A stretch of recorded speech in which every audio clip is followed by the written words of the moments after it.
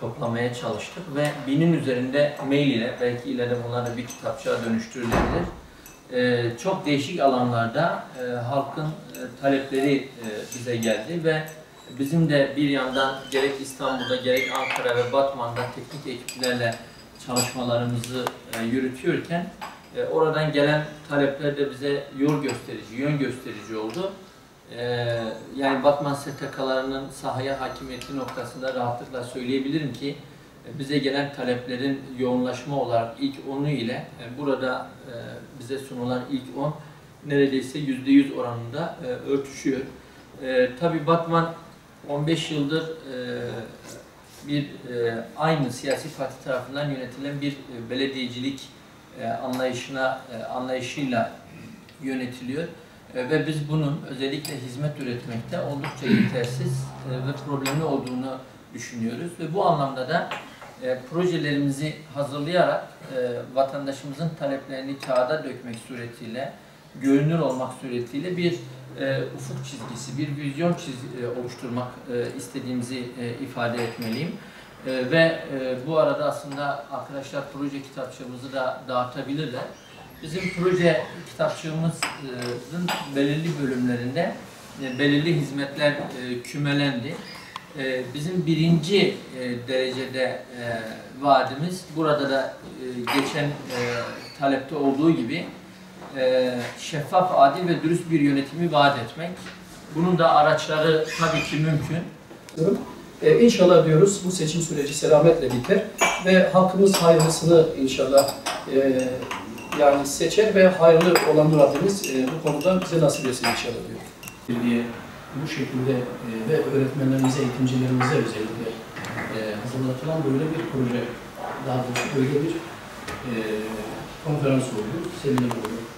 Onun dışında festivallerle veya sanatsal bir etkinliklerle ben mesela açık söyleyeyim, ben şu an Batman Park'ın, daha doğrusu World Mark'ın önündeki 25-30 milyarlara mal olmuş olan bir projenin, bir sanatsal etkinliğin demiş veya ruhsatsız olan adım başı yine bir haneler var ve ya sayısının aşağı yukarı 150-200'e yakın olduğunu biz biliyoruz.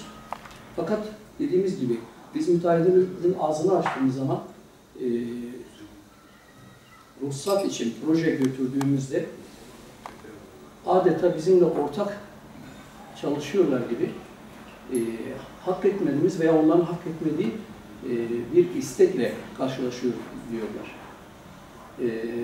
Tabii bu konuda bir taraftan halkın hakikaten gençlerimize özellikle iradesini dumura uğratan bu tür bir bağımlılık yapıcı maddenin satışı konusunda çok rahat bir şekilde ruhsat verilebiliyorken biz belediye olarak, daha doğrusu belediye makamı olarak müteahhitlerimizin, iş adamlarımızın önünü açmaları gerekirken onlara bu şekilde engel olmaları, köstek olmaları tabii bizi vatandaş olarak dahi bizi rahatsız edecektir. Doğru şeklini, anlat şeklinde bir imkan verdiğini görmüş, duymuş değiliz. Dolayısıyla biz burada yaşayan Yezidi'nin, Süryani'nin, Ermeni'nin vesairenin bir kişi dahi olsa hakkının, hukukunun sonuna kadar korunması gerektiğine inanıyoruz. Ama siz Batman'da, Tunceli'de, İstanbul'da ve Konya'da aynı mantıkla sosyal belediyecilik yapamazsınız. Her ilin kendine özgü bir dokusu vardır. Gidip Tunceli'de Kutlu Doğum Haftası kutlarsanız yanlış yaparsınız. Orada da Alevilerin örfüne, gelenlerine uygun, değerlerine uygun programlara öncelik vermek zorundasınız. Konya'da Nevruz kutlamaya kalksanız aynı yanlışı yaparsınız. Ama Batman'da da Nevruz'u kutlarken ki bu topraklarda binlerce yıllık bütün kesimlerin yani siyasal bir simgeye dönüştürülmüş ama biz Nevruz'un aslında bir sadece Orta Doğu coğrafyası değil, aynı zamanda Rusya'dan dağılan bölgelerde de çok ciddi etkinlikler kutlandığını biliyoruz. İsmi Nevruz olan da var, değişik şeyler de var. Dolayısıyla biz bu sosyal etkinliklerde bu halkın değerlerine özen ve dikkat göstereceğimizi ifade ediyoruz. Belki biraz nispet onları tedirgin etmiş olabilir ve bu konuda peki yani burada belki Hristiyanlar yaşamıyor olabilir ama Yezidilerdir, bunun dışındaki bazı işte Ermenilerdir. Bu konuda ne düşünüyorsunuz? Var mı? Şimdi biz bunu da tabii Hüdapar belediye anlaşımızda kesinlikle İslam zaten bunlara o konuda bunları tolere ediyor zaten kendi bünyesinde. Ve biz şunu çok açık bir şekilde diyoruz. Onlar da zaten bir vatandaş olarak belediyecilik, temel belediyecilik hizmetlerden zaten faydalanmaları gerekiyor.